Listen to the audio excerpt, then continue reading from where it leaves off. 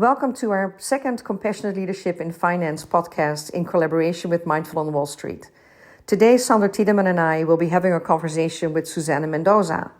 Susana will be sharing her personal story about how she developed her mindfulness practice and how she applies this in her day-to-day life as a leader in banking. Enjoy. Yes, thank you, Annemiek, for your introduction, and hello, Susana. Thank you for joining this conversation. I really look forward to it. We, of course, we met last year when you participated in the Compassionate Leadership Finance program. You're one of the leaders of the Mindful on Wall Street movement, and we would like to start with the question of the relevance between of mindfulness practice and contemplative practices such as compassion for your work as leader in a financial institution. How can you say a little bit about that? How do you do that? Why is it relevant? Why is it important?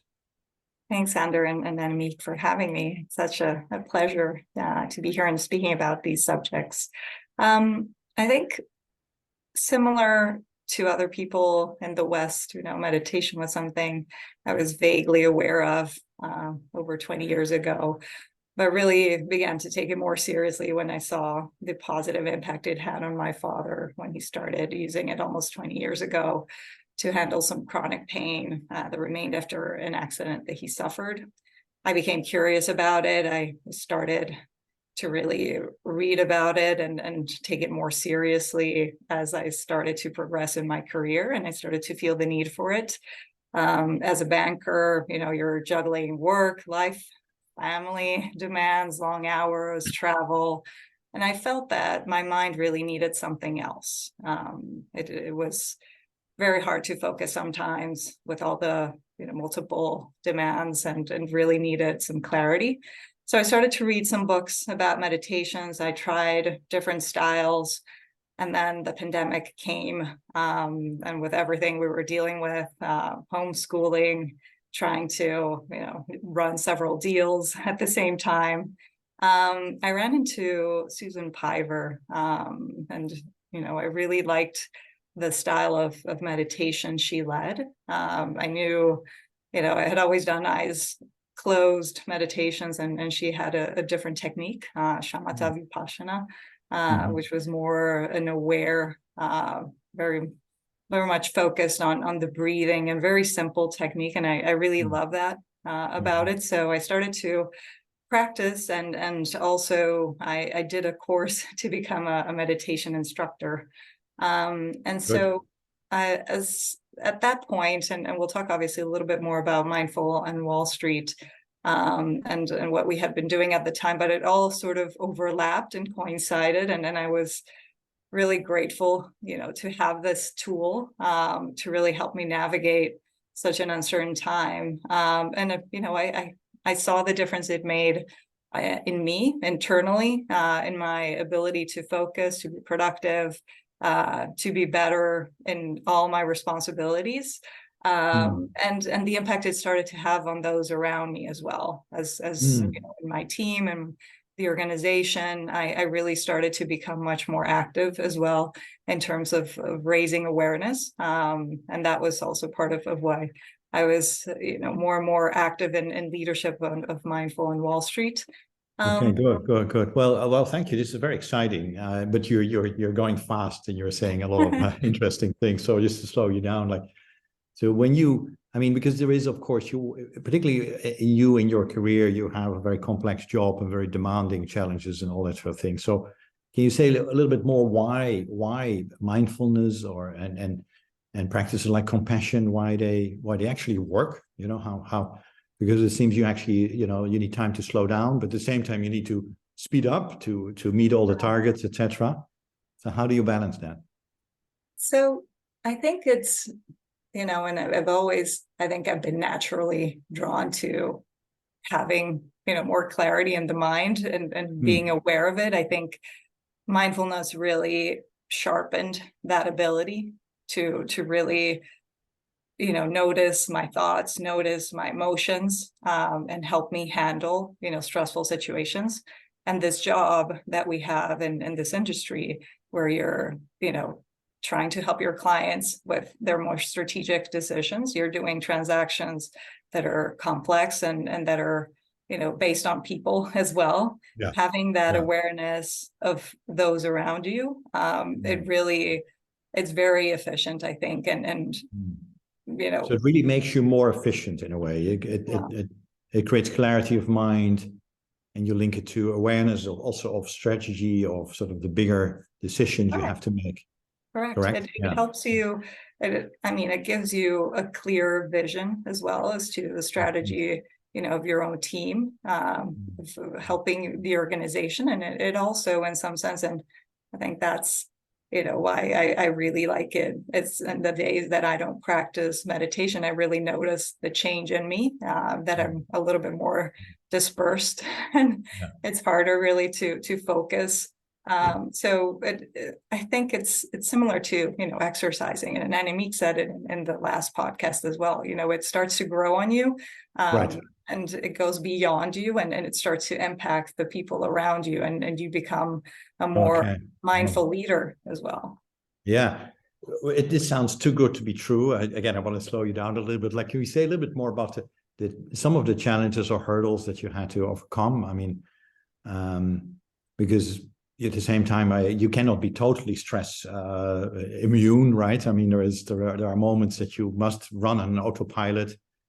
Can you say a little bit more about sort of the difficulties or the challenges that need to overcome? Or it sounds like if you learn to meditate, it's like a pill that solves all the diseases in a way, But I can imagine that it as a leader, you have to make tough decisions. You have impossible deadlines.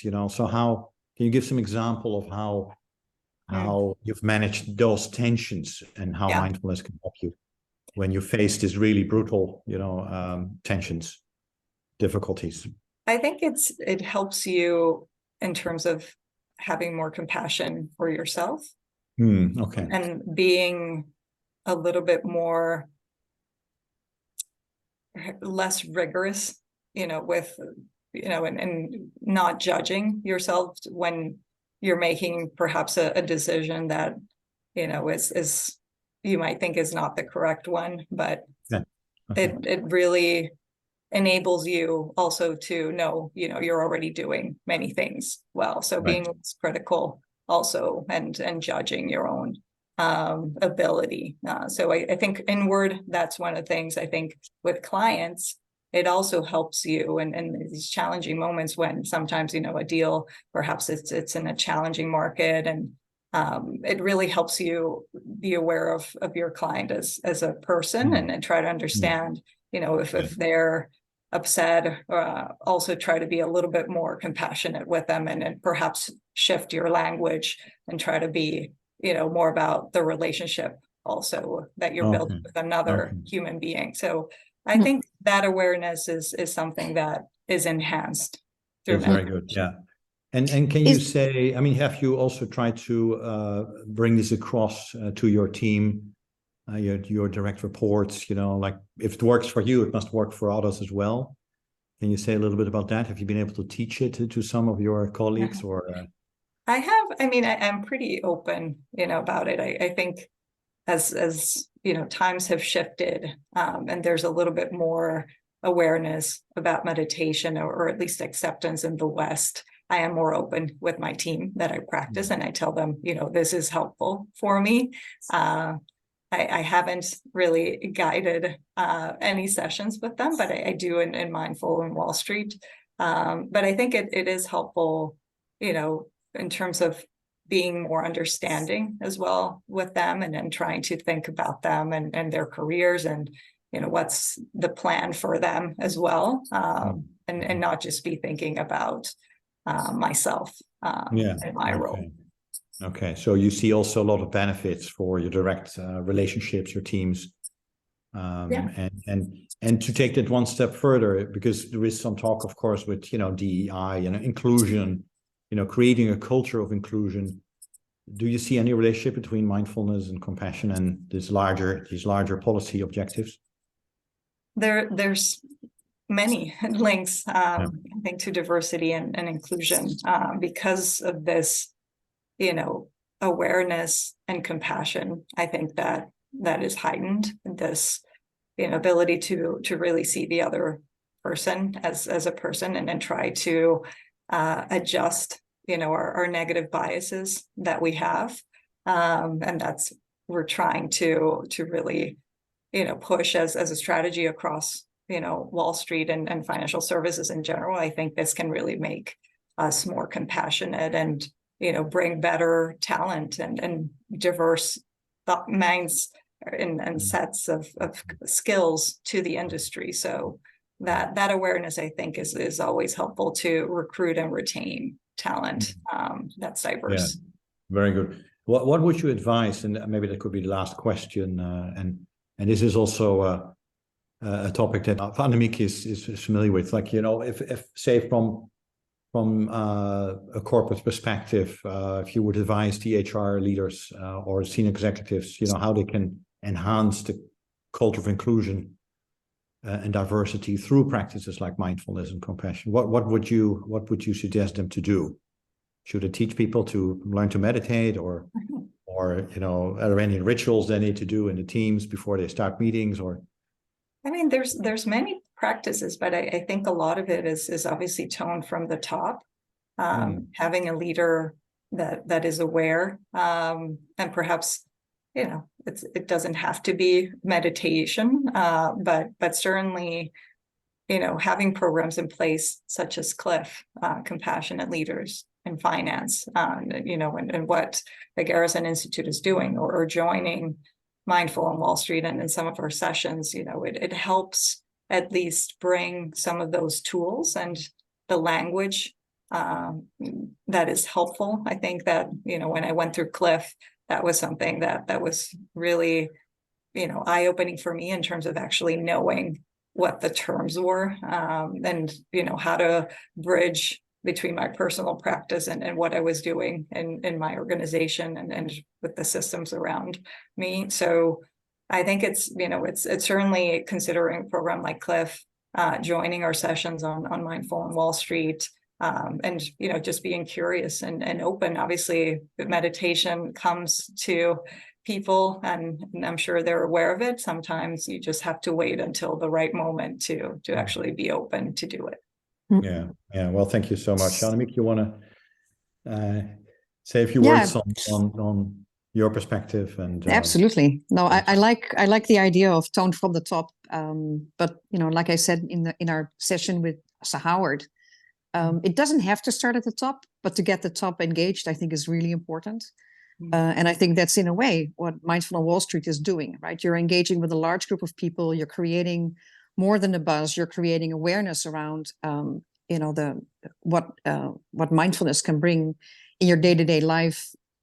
Working in the financial industry, really in any industry, but knowing the financial industry so well, I really know that stress levels are high. It's not going to get any better. Things were a little different during COVID when you could work from home, but a lot of people are heading back to the office, and the stress is starting to grow on you all over again. So I think this is really where it is important to seek out the group within the organization or outside of the organization that are like-minded, and where you can help each other and find ways to reinforce change in an organization. And some of that can happen bottom up, or even from the outside in, like you're doing with Mindful on Wall Street. And so it'll be interesting I would love to raise the question to everybody that's listening, right? What are the things that you're looking for?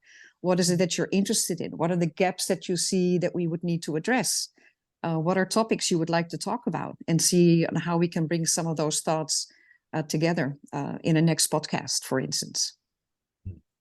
Couldn't agree more, Annemiek. And yes, I think Mindful on Wall Street certainly is a community, and it has brought together, I think, unlike any other organization, people from different banks, different investors, foundations, lawyers, accountants, really everyone who's part of this community, both in the US and in Europe. And I think it's something really special when you come together, and because we really need to shift this industry, and because of the impact that it has on society, on the environment, on communities. And it's clearly a way that can really shift our mindset, and our ability to effectuate change. So I do welcome everyone's thoughts, and we certainly hope this was helpful, and gave you a bit of flavor of how we can impact your own organization and yourself through meditation. Yeah, well, thank you so much, Susana. Thank you for sharing so openly about your own practice, and also sharing your vision for the larger impact on the industry. I think this is what we with CLiF also aspire to, and thank you for your kind words on the CLiF program. But we want to, really help the financial industry to transform into a positive force for good. And so thank you for your time and your inspiration. Yeah, and thanks everybody for listening in. Thank you all. Take care.